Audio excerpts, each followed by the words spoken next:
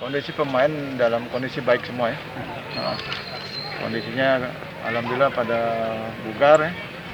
Selama istirahat kompetisi kemarin ternyata mereka bisa untuk menjaga kesehatannya masing-masing di daerah masing-masing. Setelah sampai di Palembang, mereka alhamdulillah sehat, bugar semua.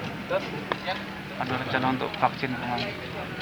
Ya, kami sudah merencanakan untuk setiap pemain ofisial maupun pelatih yang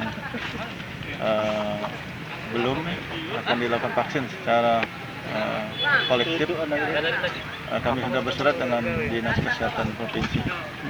Belum tahu kapan jadwalnya? Nanti lebih lanjut akan disamakan jadwalnya dengan jadwal latihan. Dok, selain itu sudah ada yang divaksin atau sudah ada yang vaksin mandiri atau gimana Coach? Laporan dari mereka.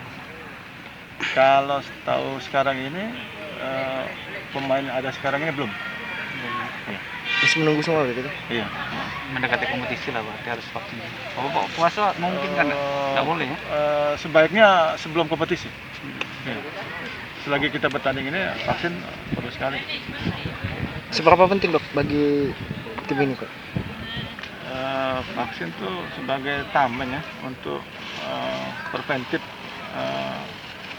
supaya kita memberi kekuatan kalau kita terpapar oleh virus ya, atau kuman.